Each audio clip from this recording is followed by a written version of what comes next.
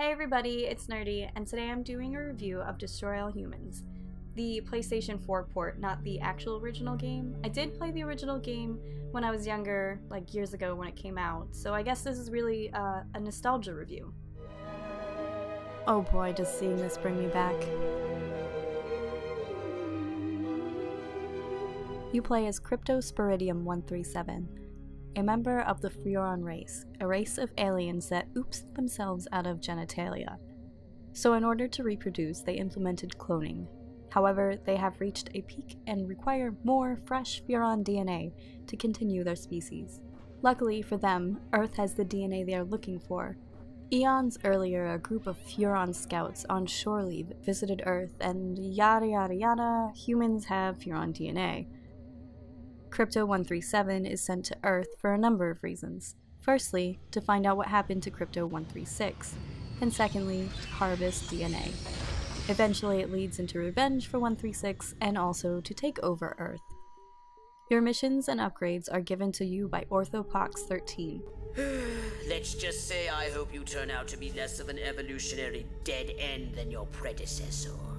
Pox for short. The game starts on Turnip Seed Farm, where we find out that Pox and Crypto have done next to no research on who the big threat is on Earth.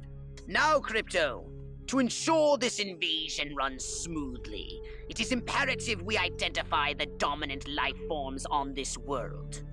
Those lactating bovoids are likely candidates. Surely you don't mean those foul-smelling gas bags beyond the fence. Yes, I'm afraid I do.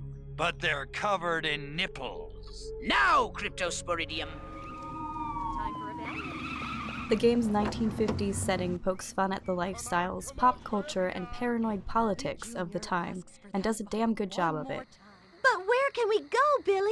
This town's a one-way ticket for wild hearts like you and me. It's tearing me apart! What you need is a new direction. Exactly. A real purpose in life. Freaking A! Ever thought about homeland protection? Home what? Wise up, Romeo. There's a 500 million Reds who'd love nothing better than to rip that varsity sweater right off your back. More time. For example, much of Crypto's misdeeds are covered up by the military, who just blame the communists. Crypto's main adversaries are the military headed by Armquest, and a secret agency called Majestic, headed up by the mysterious Silhouette. Both enemies try again and again to take out Crypto. The side quests in this game consist of time challenges that gain you DNA upon completion. I didn't really play many of these as they didn't add anything to the story, and for me, if I do side quests, they have to add either story, lore information, or better gear. In my eyes, the side quests were really just personal challenges that got you fast DNA. So all of the missions start on the mothership, and it's also where Pox's lab is. And Pox's lab is where you're going to get all of your upgrades. You can upgrade Crypto's weapons, and you can upgrade Crypto's ship to do more damage to people and buildings. In order to get the different tiers of the weapons or the ship, you have to progress through the story, and to purchase them, you give Pox the sweet, sweet human DNA that you've been farming from the people. Opening the map on the mothership allows you to start the mission or to go back to another area to do side quests, find the probes, or to wreak general havoc. During your playthrough, you can unlock extra content. For example, a clip from Ed Wood's Plan 9 from Outer Space, or the full movie of Teenagers from Outer Space. Sitting idle in the mothership also has Pox yelling at you, which I wholly recommend. Just listen to it. Take a step outside the mothership. There's a whole planet full of feeble humans just waiting to be stomped on.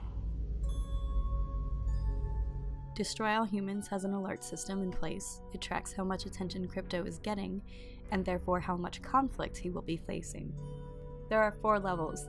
The first is interference from civilians, the second from police, the third from military, and the fourth from Majestic. Each group will attempt to end Crypto accordingly. Crypto can lower his attention level by running away, or he can just destroy all the humans if he wants. It doesn't lower the attention level, it's just for entertainment. Some missions do require you to not attract any attention though, And that is where the Holobob comes in. The Holobob is one of Crypto's mental powers. Furons have the ability to imitate the appearance of a nearby human. But when Crypto's in this form, he can't do a lot of things. He can't use his weapons, he can't use his jetpack, he can't collect DNA, he can't collect ammunition, and he can't even jump. Because I guess that's the thing that people can't do in this world. It doesn't make sense to me, and it's irritating. Using the Holobob takes up your concentration, and in order to replenish that, you can read the minds of nearby humans.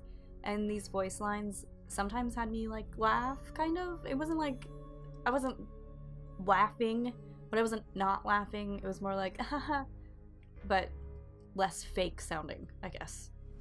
Crypto will be kicked out of the Holobob disguise in one of two ways.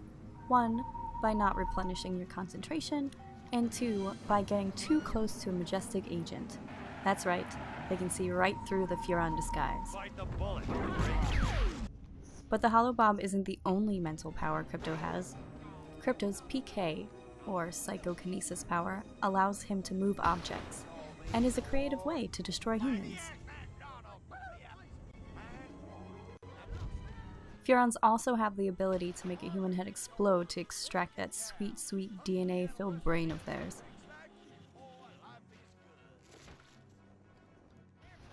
Crypto can also hypnotize humans to bend them to his will. He can make them do things like sleep or create a distraction.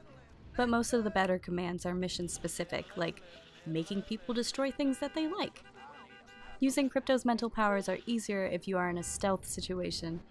It takes a short bit of time to use them, but if you're hit by a bullet, it will cancel it out, which can be a pain. The mental powers are easier to use when in Holobob form, after the concentration upgrade, but that comes later in the game. Let's talk Furon weapons. By the end of the game, Crypto is equipped with 4 different guns. We have the standard issue Zap-O-Matic that electrifies enemies and civilians alike. It upgrades to a chained lightning effect. As you hold down the trigger, the power gauge lowers until you're out of juice. I really use this weapon as it felt really weak to me. Next up is the anal probe. Charge this sucker up for maximum effectiveness. Hit them so hard in the bum that their brain pops out of their head. Collect that DNA-filled brain for your upgrades. Thank you. During my playthrough, I noticed that sometimes landing direct shots with the anal probe wouldn't count, leaving me awkwardly running around avoiding shots while charging up for another probe. My favorite gun, the Disintegrator Ray, turns humans into charged skeleton a la Mars attacks. This fries the brain though, and is probably why I had to do round after round with the anal probe on the farm during the end of the game to collect enough DNA for my upgrades. And finally we have the Ion Detonator. It's basically a grenade launcher, and I would be lying if I didn't admit that it took me several self-injury shots to realize the damn thing goes off on your trigger, not when you hit something. Moving around the areas in the game was pretty easy. Crypto felt like he was a good speed, and if you wanted to go faster you could use his jetpack. I selfishly wish the jetpack fuel was infinite, but obviously we can't always be spoiled like that, and I get why it wouldn't have been. At the beginning of missions, you land on Earth in Crypto's spaceship. Crypto can also do some damage with it. The ship can only land in preset locations on the map, and getting into the ship was sometimes wonky. The ship eventually has 4 destruction functions. Starting off with the Death Ray, which sounds super cool in a villainous way. The Death Ray is your go-to weapon for burninating the city. Like the Zap-O-Matic, the power gauge lowers the longer you hold down the trigger. However, aiming with it is weird. It aimed diagonally downwards, and you can't change that. You have to fly the ship around to have the ray pointing in the way you wish, like some shitty engineer installed it. Anyways, the Abducto Beam isn't any better. It allows you to pick things up and swing them around, and if you get the momentum, you can throw them at other things. It's unsatisfying. Moving on, the big guns on the ship are the Quantum Deconstructor and the Sonic Boom. They're almost the same weapon with different colors. Quantum being a green radioactive bomb that destroys everything in its radius, and with Sonic being a blue bomb that explodes on contact and destroys everything in the blast rays. I mean, it's great that they're almost the same because they run on ammo, so if you run out of one, you always have the other, or I mean, usually have the other one to do the same kind of damage, essentially. So I have like a couple other problems with the game. 2 of them are glitches and 1 is just my own irritants level.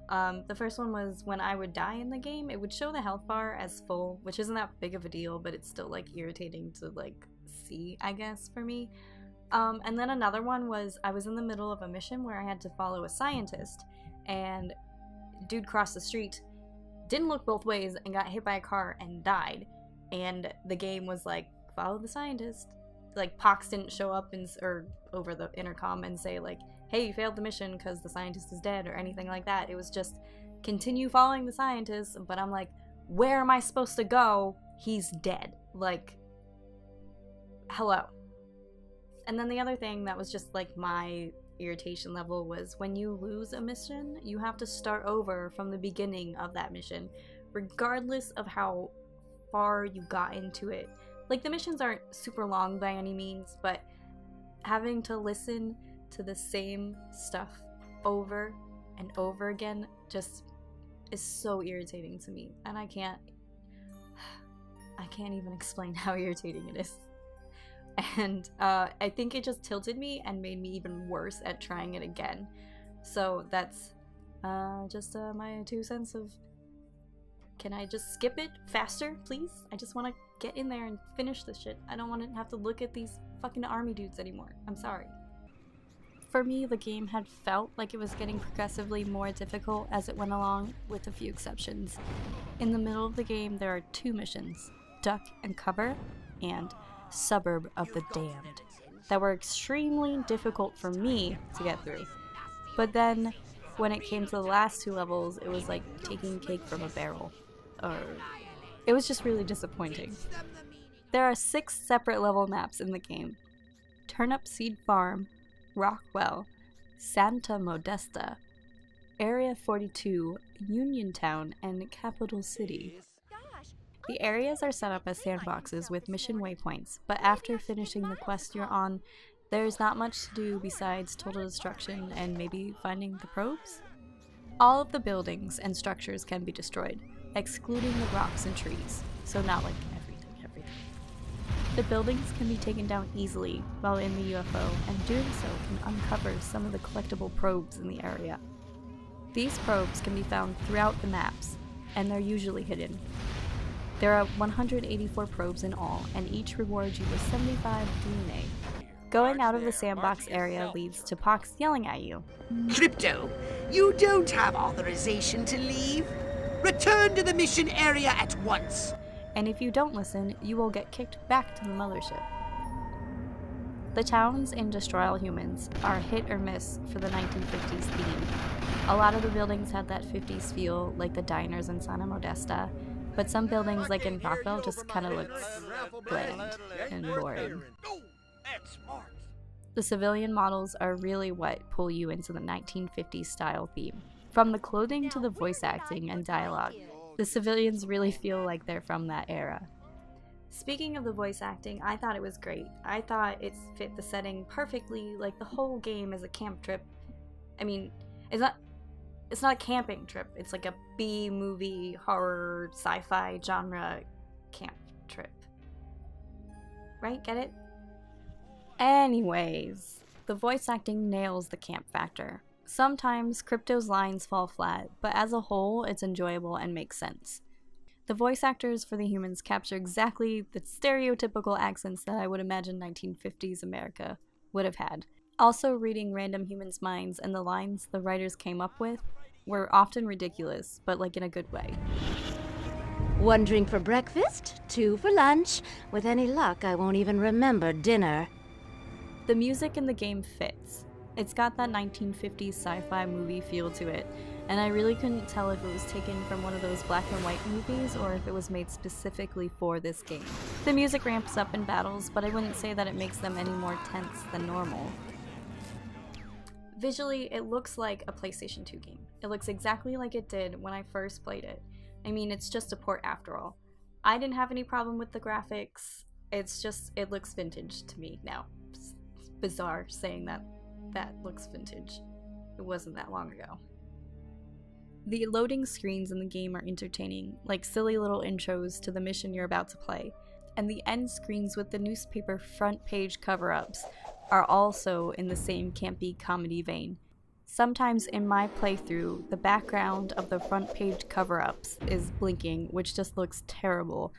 Also, during some of the cutscenes where Pox and Crypto are speaking in the middle of the mission, only their mouths move, and I thought it looked freakish, because you just know that they make facial movements when they talk via the other cutscenes, but when this one juts itself into the middle of your mission and only their mouths are moving, it takes you out a little bit. In some of the cutscenes, the characters don't even move their mouths, which looks so bad now with our new technologies of fancy characters moving their fancy mouths during the cutscenes. The evidence is overwhelming. Overall, I'm glad that I played and beat Destroy All Humans. I had a lot of fun doing it, even though I got really frustrated at one of the levels. I almost stopped playing it, but I powered through it and I did it. So really kind of made me feel accomplished after that. I would definitely recommend this game to anybody who's into sci-fi campiness. It definitely hits those marks really well. But if you're gonna get the port for the PlayStation 4, I'd recommend to wait until it's on sale, because I just don't think $19.99 for a port of a PlayStation 2 game is a fair price. And the replayability is it's not really there if you don't have the, oh, I want to play Destroy All Humans. There's no alternate paths to take or anything like that, so you'd have to want to redo the same thing over and over again to replay it. But I mean, some people are into that. That's cool. So overall, great game, really fun. Little glitches, slight problems, but fun game. Have you played Destroy All Humans? And what did you think about it? Let me know in the comment section. If you enjoyed this review, leave it a like and subscribe to my channel for more. Thanks for watching!